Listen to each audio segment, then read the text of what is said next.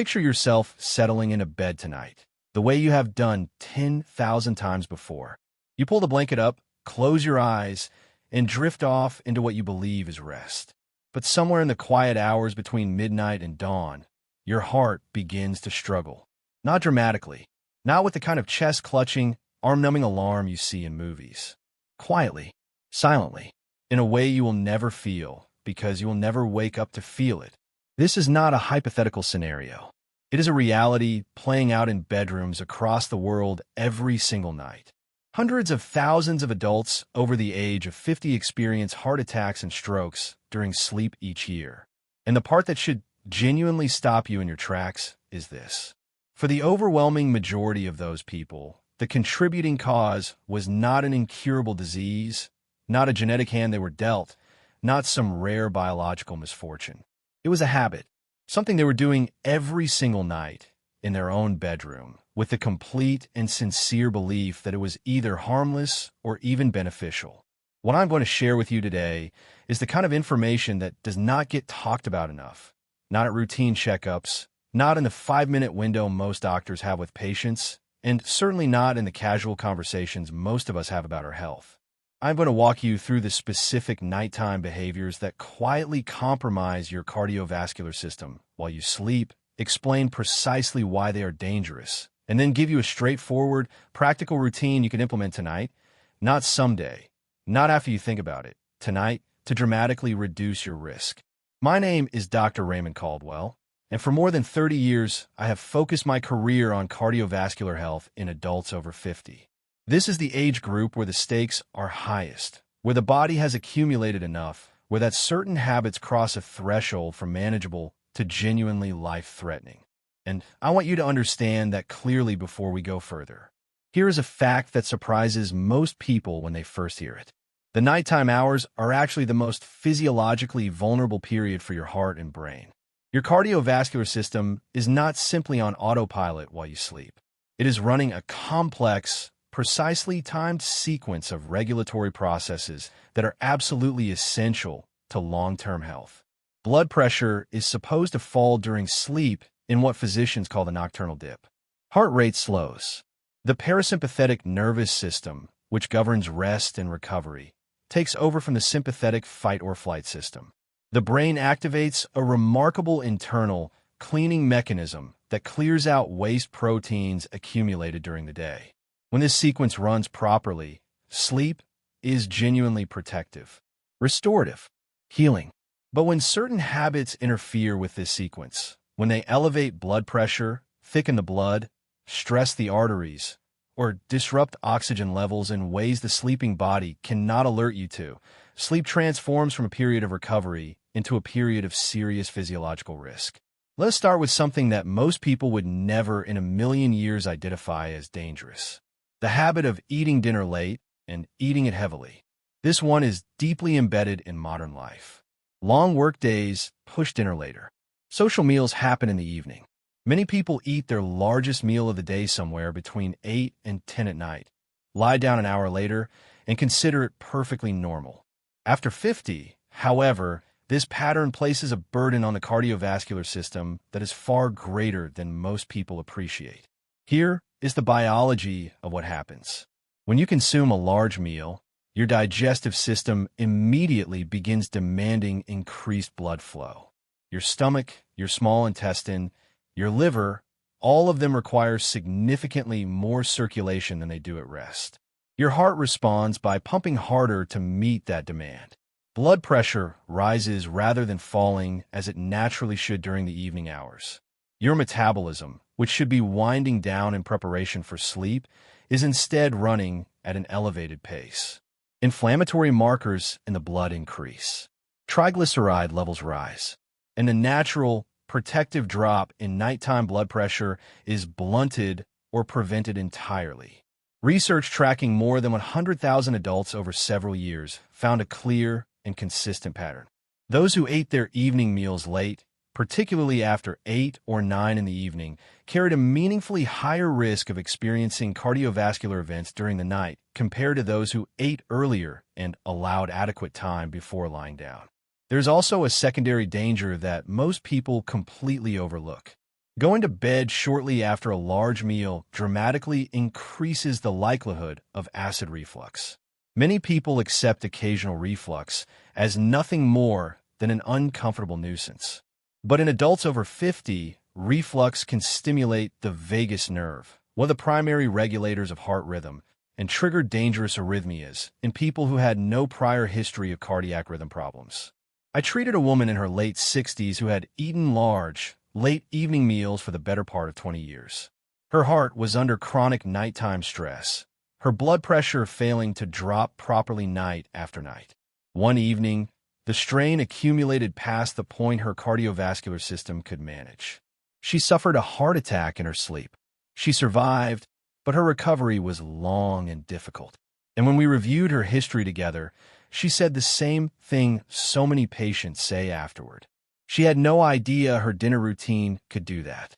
Correcting this habit begins to produce measurable benefits almost immediately. Earlier, lighter evening meals allow the body to complete the digestive process before sleep begins. Nighttime blood pressure behaves as it should. Inflammatory activity decreases. The heart gets the rest it has earned. The second habit is one that is particularly relevant to those of you who are already managing cardiovascular conditions, and it is one where the consequences of getting it wrong are nearly instantaneous. Taking medications inconsistently or at the wrong time of day. If your doctor has prescribed you medication for blood pressure, cholesterol, blood thinning, or any related condition, the timing and consistency of those medications is not a minor administrative detail. It is a clinical matter with direct consequences for your overnight safety. Blood pressure follows what is called a circadian rhythm, a 24-hour cycle of natural rises and falls. In healthy individuals, pressure drops meaningfully during sleep. But in a large percentage of adults over 50, particularly those with existing cardiovascular conditions, this nocturnal drop does not occur. In some cases, blood pressure actually rises during the night, a condition called nocturnal hypertension, which is far more common than most people realize and far more dangerous, in part because it happens in silence while you are asleep and unaware. When medications are missed or taken haphazardly, blood pressure can spike to dangerous levels during the night. These spikes exert sudden, intense pressure on the walls of arteries that are already carrying the accumulated wear of 5 or more decades. Unstable fatty deposits, the kind that have been building quietly for years without causing any symptoms, can rupture under that sudden pressure. The rupture triggers the body's clotting response. A clot forms rapidly, and if it obstructs an artery leading to the heart or brain, the result is a heart attack or stroke. In the middle of the night, while you are asleep, major research published in one of the world's leading medical journals found that properly timed blood pressure medication could reduce the risk of nighttime cardiovascular events by nearly 50%. 50%. That is an enormous protective effect sitting inside a pill you may already have on your nightstand, simply waiting to be taken at the right time and taken every single night without exception. I have treated patients who skipped their medication on evenings when they felt well, reasoning that they did not seem to need it those particular nights. One of them, a man in his early 70s with long-standing high blood pressure, suffered a massive stroke overnight following a string of missed doses.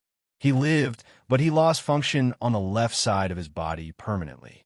When I spoke with him during his rehabilitation, he told me that skipping the medication had felt like such a small thing in the moment.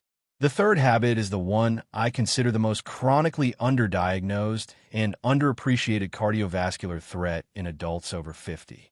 Unrecognized or untreated sleep apnea. Sleep apnea is a condition in which breathing repeatedly stops and restarts during sleep. These pauses can last anywhere from 10 seconds to 30 seconds or longer, and in moderate to severe cases, they can occur hundreds of times throughout a single night. Each time breathing pauses, oxygen levels in the blood drop. Each time oxygen drops, the brain registers an emergency and activates the stress response. Heart rate surges, blood pressure spikes, stress hormones, including adrenaline, flood the bloodstream. The heart is jolted from rest in a high alert over and over through the night. The person experiencing this typically does not remember it. They may have no conscious awareness that anything is wrong. They simply wake up feeling unrest, perhaps with a headache, perhaps with unusual fatigue throughout the day, and they attribute it to sleeping poorly or stress or just getting older.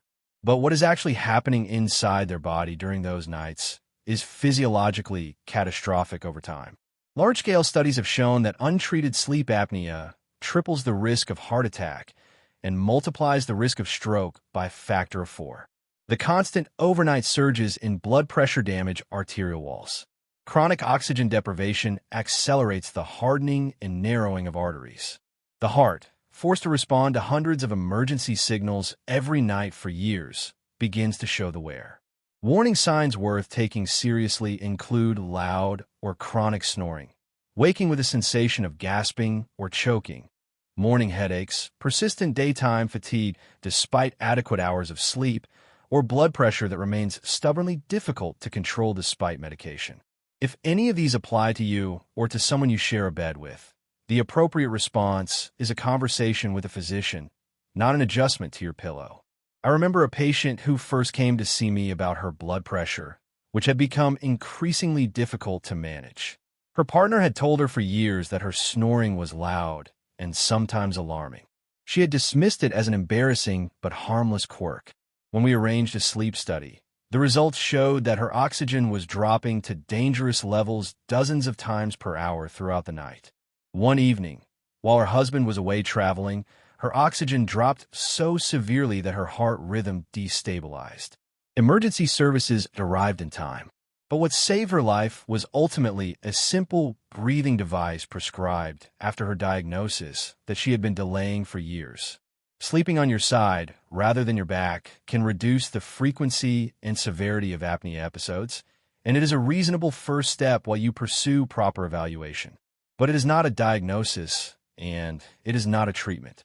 The fourth habit is one that a surprising number of people adopt deliberately, believing they're doing the smart, responsible thing for their nighttime health. Deliberately restricting fluids in the evening to avoid waking up to use the bathroom. The logic sounds sensible on the surface. Less fluid intake before bed means fewer middle-of-the-night trips to the bathroom, which means less sleep disruption. Many older adults have been following this reasoning for years. The problem is that after 50, the physiological consequences of going to bed, even mildly dehydrated, are significantly more serious than most people understand. During sleep, the body continues losing water through breathing and perspiration. If you begin the night already dehydrated, the situation progresses further as the hours pass. Dehydrated blood is thicker blood. It moves more slowly through the circulatory system. Slower-moving blood is blood that forms clots more readily, particularly in the smaller vessels supplying the heart and brain. Now, add the normal physiology of sleep. Heart rate slows. Blood pressure drops. Circulation naturally reduces its pace. In a well-hydrated person, this slowdown is protective. In a dehydrated person, it can push blood flow below the threshold the heart and brain need to function safely. Research examining the relationship between hydration status and overnight cardiovascular events found that even moderate dehydration raised the risk of nighttime cardiovascular incidents by more than 60%. That is a striking number attached to something as simple and correctable as how much water you drink before bed. I will always remember an elderly patient who came to me after recovering from a stroke that had occurred in the early morning hours. When I reviewed his habits in detail, he mentioned almost proudly that he had not drunk anything after 7 in the evening for the past several years. Imaging from his hospitalization showed a clot in one of the arteries supplying his brain. His blood had been unusually concentrated. When we factored in the timeline of his habits, the picture was clear. The solution is entirely practical and requires no major adjustment to your life. Drink a moderate amount of water, roughly 1 full glass, somewhere between 1 and 2 hours before you intend to sleep. Use the bathroom immediately before lying down. Keep a small amount of water on your bedside table for if you wake during the night.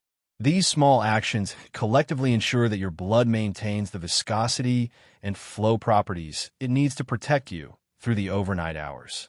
The fifth habit is perhaps the most unexpected one on this list because it involves something most people consider purely a matter of personal comfort: the temperature of the room where you sleep. Your cardiovascular system is directly and measurably affected by ambient temperature during sleep in ways that carry real clinical consequences. When the room is too warm, the body works to dissipate excess heat by dilating blood vessels near the skin surface. This drops core blood pressure in a way that can become problematic in older adults. Heart rate rises. The body loses additional fluid through perspiration, compounding the dehydration risk we just discussed. Cardiovascular stress increases rather than decreasing as it should. Research from leading academic medical institutions has found that sleeping in rooms warmer than roughly 24 degrees Celsius significantly elevates nighttime cardiovascular risk. But cold environments carry a different and equally serious set of dangers.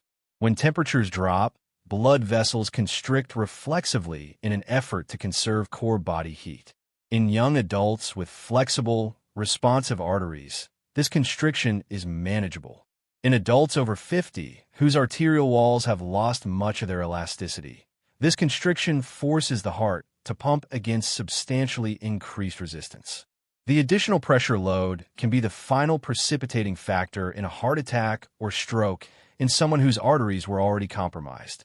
European medical data has documented significant increases in overnight cardiovascular events during cold periods, with the pattern being particularly pronounced in adults over 60. The physiological explanation is consistent with what we understand about how aging arteries respond to thermal stress. The optimal sleeping environment for cardiovascular safety sits in a fairly narrow range, roughly between 18 and 22 degrees Celsius, or approximately 65 to 72 degrees Fahrenheit.